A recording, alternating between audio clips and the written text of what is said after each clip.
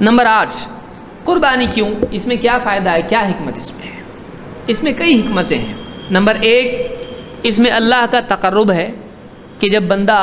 جانور قربان کرتا ہے اللہ کے لیے اور اللہ کا نام اس پر لیتا ہے تو گویا وہ اللہ کے قریب ہونے کے لیے ایک وہ عمل کر رہا ہے جو اللہ نے اس کو کرنے کے لیے کہا ہے، تو اللہ کے حکم کی تعمیل اس میں ہے اور اللہ کا حکم ماننے سے بندہ اللہ کے قریب ہوتا ہے۔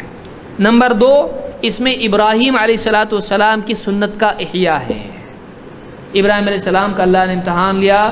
اور ان کو خواب میں دکھایا گیا کہ بیٹے کو ذبح کر رہے ہیں،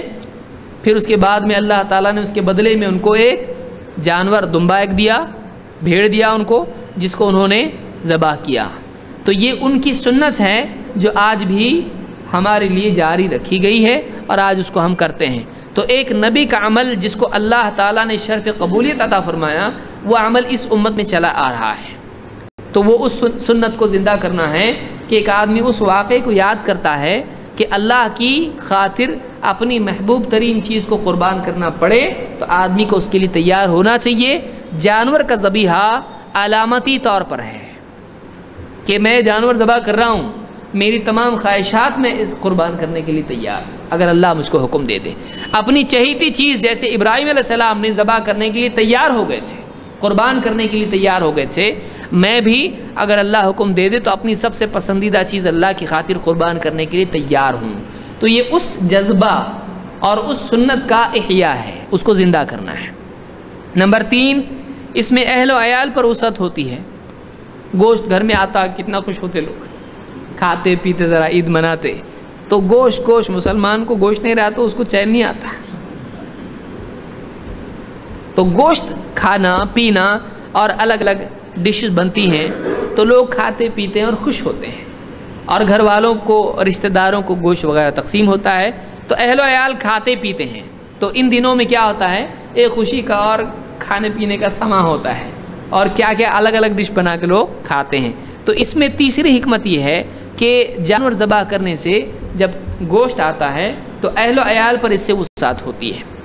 نمبر 4، فقراء اور مساکین کو کھانے ملتا ہے۔ لوگ اپنا ہی اپنا کھاتے رہیں گے، غریبوں کو کون دے گا؟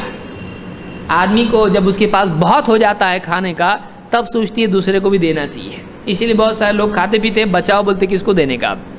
تو جب بہت گوشت ہوتا ہے تو ایسے وقت میں دل میں یہ بھی جذبات آتے ہیں کہ ٹھیک ہے اتنا تو خراب ہو جائے گا، اب کیا کرو، بانٹو اس کو۔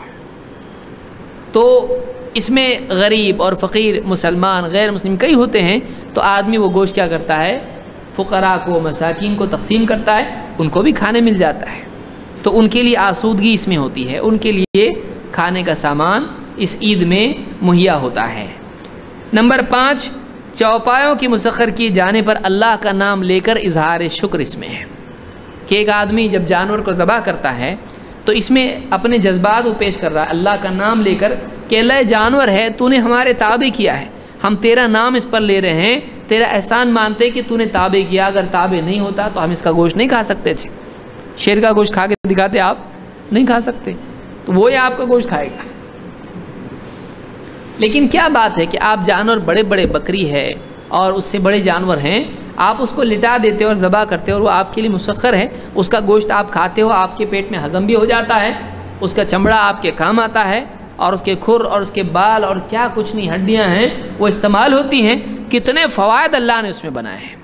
وہ اس کے شرعی طور پر ذبح کرنے میں اس کے آپ کے کام آتے ہیں۔ تو یہ اللہ نے آپ کے لیے نفع کے طور پر رکھا ہے، تو ذبح کرنے میں اللہ کا نام جب بندہ لیتا ہے تو وہ اس بات کو یاد کرتا ہے کہ اے اللہ تو نے اس کو پیدا کیا اور تو نے اس میں جان ڈالی، میں ذبح کر رہا ہوں، تیرا نام لے کر اس کو ذبح کر رہا ہوں، اگر تو ایسا نہیں کرتا تو ہمارے لیے ممکن نہیں ہوتا۔ تو اظہار شکر ہے، یہ اللہ کی عظمت کا اقرار ہے، یہ اللہ کی نعمت پر اللہ کا نام لے کر اللہ کی بڑائی کو تسلیم کرنا ہے یہ۔ تو قربانی میں اتنی ساری حکمتیں ہیں اور قربانی کے ایام سے متعلق یہ ساری چیزیں جڑی ہوئی ہیں۔